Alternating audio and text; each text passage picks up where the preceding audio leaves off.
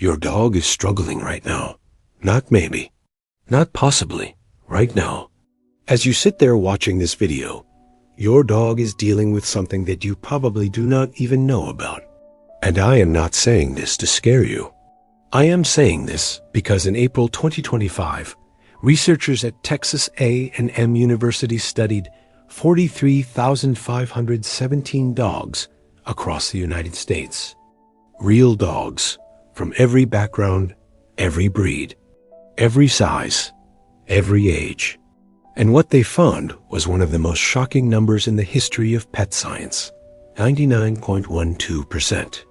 That is the percentage of dogs in America that showed at least one behavior problem rated moderate to severe. Not 1%, not 10%, not even 50%, 99.12%. Which means if you have a dog, there is almost a 100% chance your dog has a problem that you may be completely overlooking.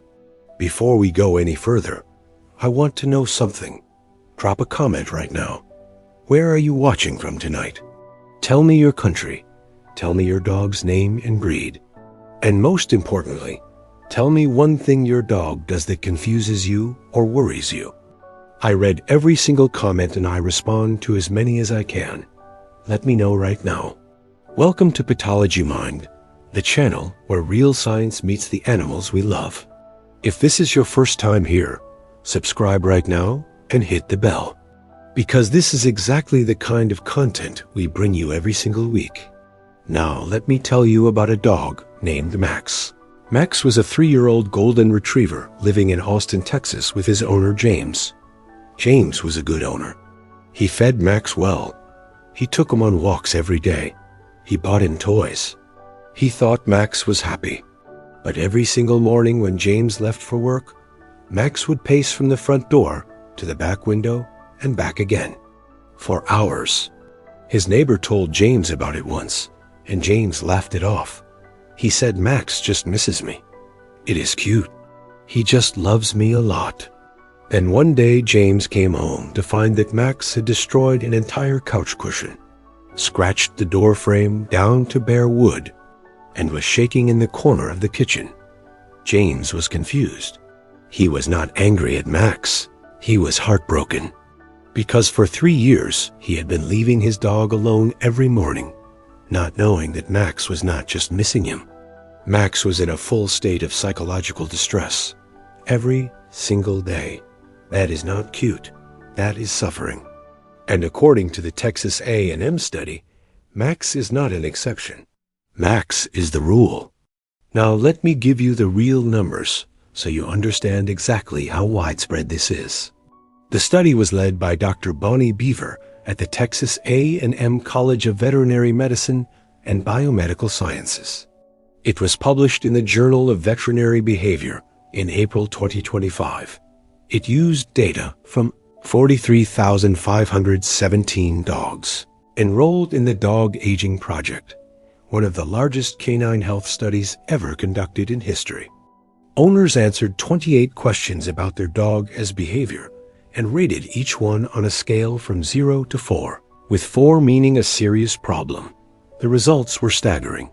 Separation and attachment behaviors, meaning your dog struggling when you leave, affected 85.9% of dogs at a moderate to severe level.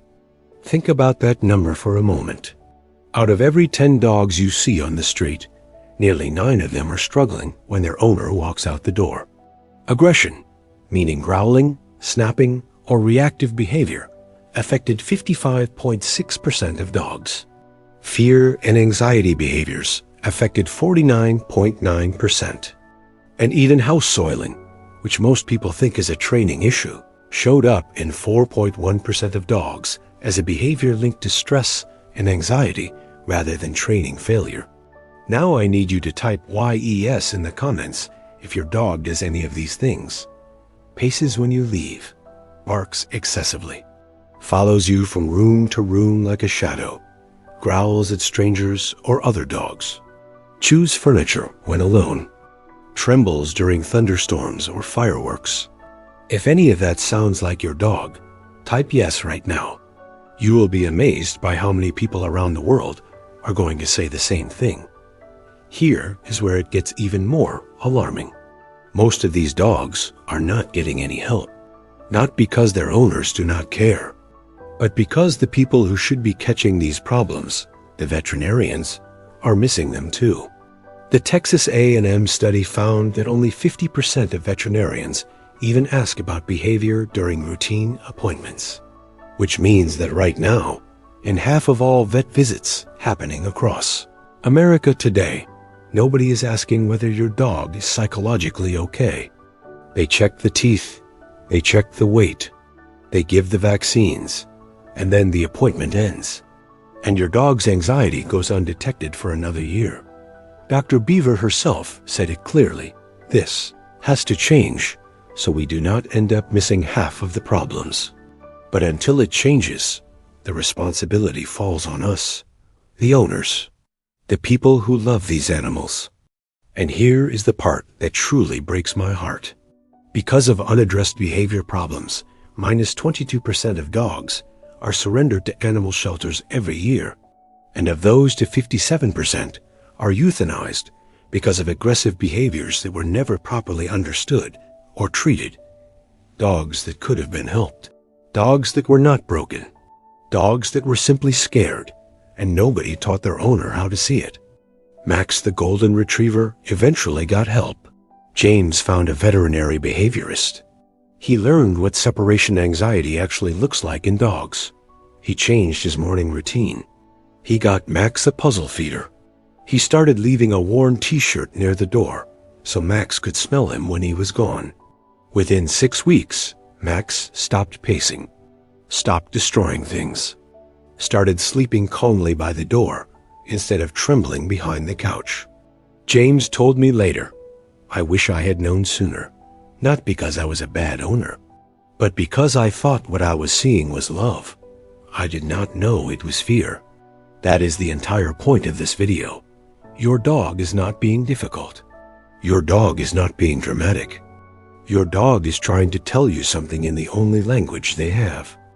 We talked about the Texas A&M study that found 99.12% of dogs in the United States have at least one behavior problem rated moderate to severe. We talked about separation anxiety affecting 85.9% of dogs. We talked about Max, the golden retriever whose owner thought his distress every morning was just love. And we ended with a question. What is your dog actually trying to tell you? If you are joining us for the first time, welcome to Pathology Mind. Drop your country in the comments right now. I want to see where in the world this channel is reaching tonight. And subscribe before you forget, because what we cover here is unlike anything else in the pet space. Tonight, we go deeper.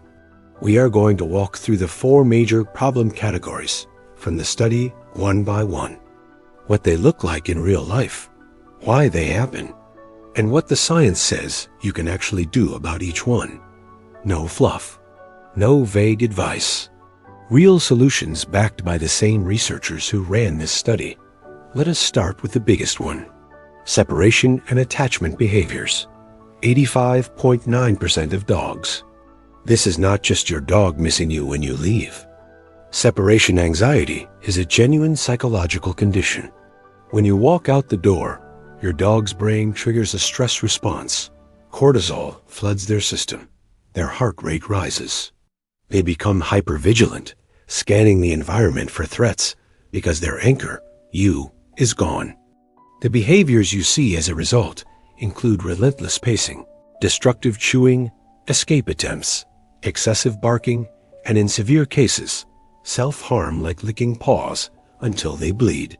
Now here is the part most owners get wrong. They punish these behaviors when they come home.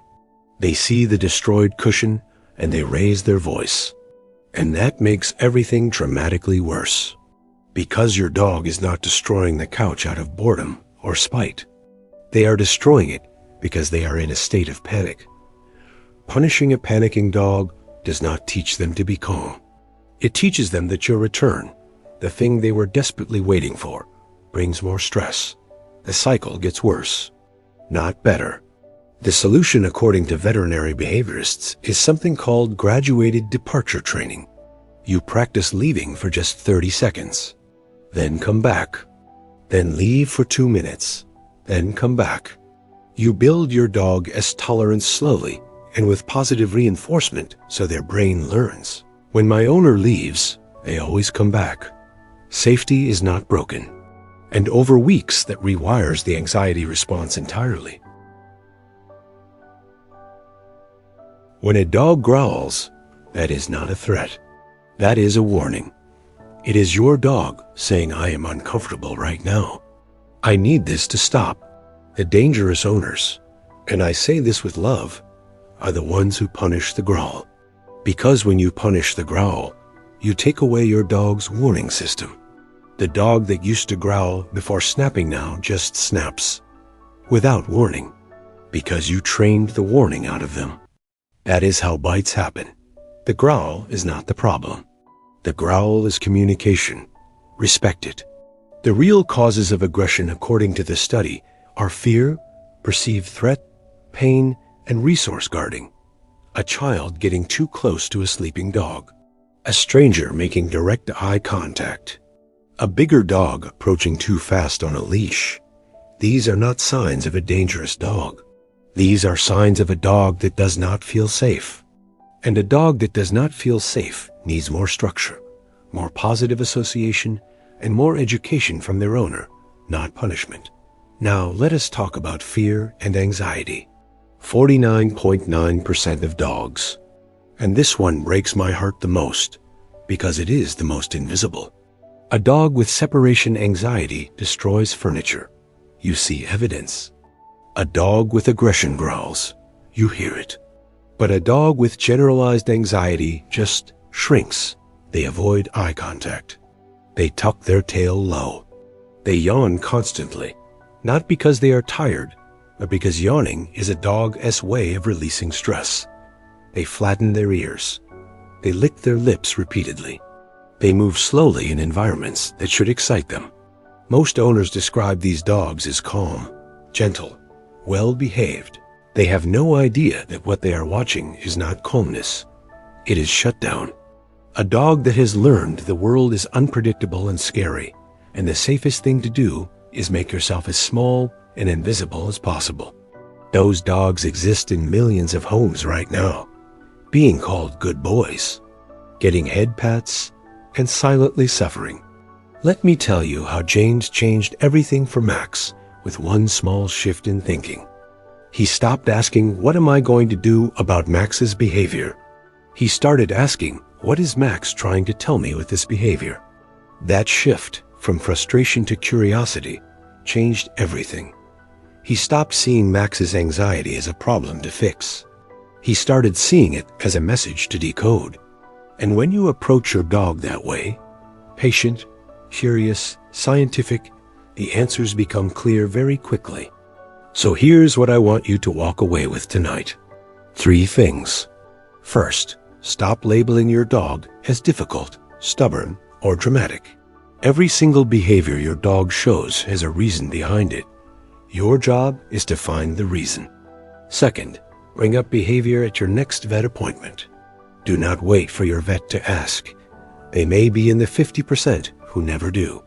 You bring it up. Describe what you see.